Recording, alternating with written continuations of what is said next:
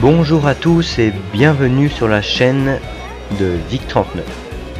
C'est la première fois que vous m'entendez et c'est parce que je voulais vous présenter aujourd'hui le réseau modulaire de Jean-Baptiste Merillo, un membre du club.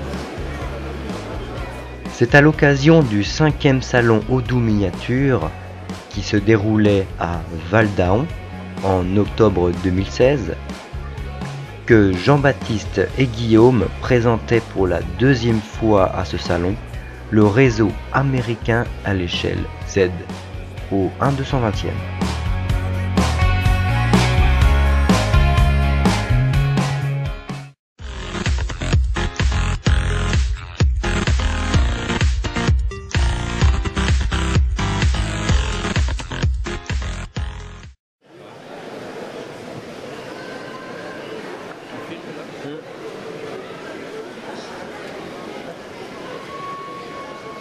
Ce réseau de 6 modules mesure 9,24 m de long sur 70 cm, dont 50 cm visibles et 20 cm de coulisses.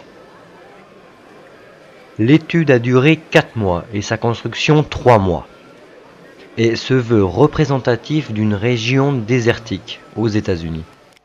L'emplacement et l'aménagement sont fictifs, mais grandement inspirés de la région californienne.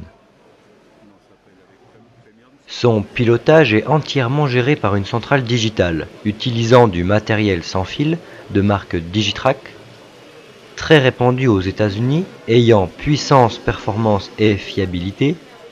Les décodeurs des locomotives sont de la même marque.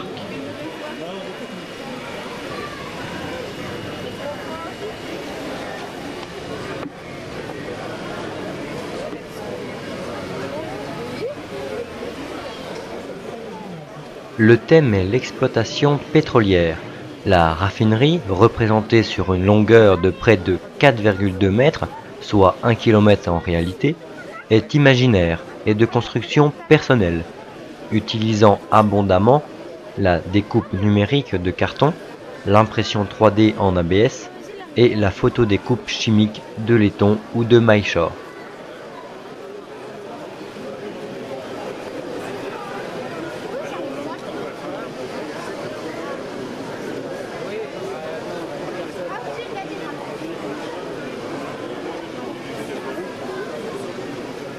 L'échelle choisie, le Z, permet sur un réseau de taille moyenne et sur une longueur à l'échelle de plus de 2 km de faire circuler de grands convois. Impressionnant mais finalement assez petit par rapport aux convois circulant en réalité aux États-Unis, ces convois étant parfois 3 à 4 fois plus longs. Vous avez même les wagons, c'est vous qui les avez, non, ils sont déjà tagués comme ça. Ouais, ils sont tagués d'origine, ouais, ils sont juste patinés.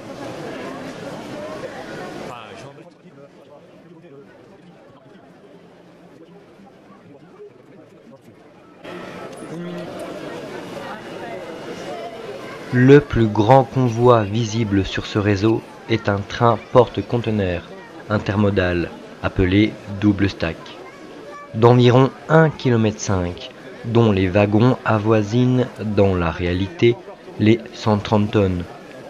Ce train d'un poids à cette échelle d'environ 3 kg est tracté par plusieurs locomotives de marque MTL, Micro Train Line et AZL, American Z-Line, dont l'une d'entre elles a été modifiée, son moteur ayant été supprimé afin de recevoir un décodeur sonore et un mini haut-parleur. On essaie de travailler une méthode un petit peu différente encore du premier réseau. Des cactus qui ont été faits par un artisan qui sont vraiment superbes. Et voilà, l'idée c'était vraiment de donner cette ambiance désertique américaine, des grandes voies, tu as pu voir, voilà, on a l'impression de voir des serpents quand on se met au bout. Alors là il y a un élément qui est très intéressant. À ma connaissance, c'est la première fois que ça se fait en Z, sonoriser une loco en Z. J'ai déjà vu des locaux sonorisés, mais en général les gens sonorisent un boxcar derrière ou une citerne derrière la loco. Là, j'avais commencé par ça et vraiment on sentait que le son ne sortait pas de la locomotive, c'était pas sympa. Donc en fait on a pris une loco, on l'a charcuté, donc on a enlevé le moteur, on a découpé le châssis et on a réussi tant bien que mal à rentrer le décodeur, le haut-parleur, etc.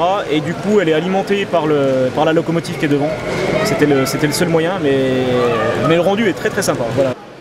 Il n'est pas impossible de voir deux trains rouler côte à côte. Ceci est possible aux États-Unis, deux voies parallèles pouvant appartenir à différentes compagnies. Les États-Unis comportent environ 350 compagnies ferroviaires. De temps en temps, on voit deux trains qui roulent les côtés de l'autre et les gens se disent mais c'est pas possible, comment ça se fait? Non, aux États-Unis, on peut avoir 2, 3, 4 trains qui roulent les uns côté des autres. Donc c'est assez sympathique. Donc du coup, on a réservé une voie où on fait passer effectivement du marchandise, d'intermodal, etc. pour un petit peu le côté fun, grande rame. Et puis une voie qui est beaucoup plus réservée en fait à tout ce qui est raffinerie. Donc on a une grande rame de citerne essence, pétrole brut, on en a une avec du gaz, etc. Si vous voulez plus de renseignements sur le réseau de Jean-Baptiste, je vous conseille son site internet www.ztrain2.eu. Et puis moi je vous dis à très bientôt pour une nouvelle vidéo. Je sais pas, c'est quoi ça?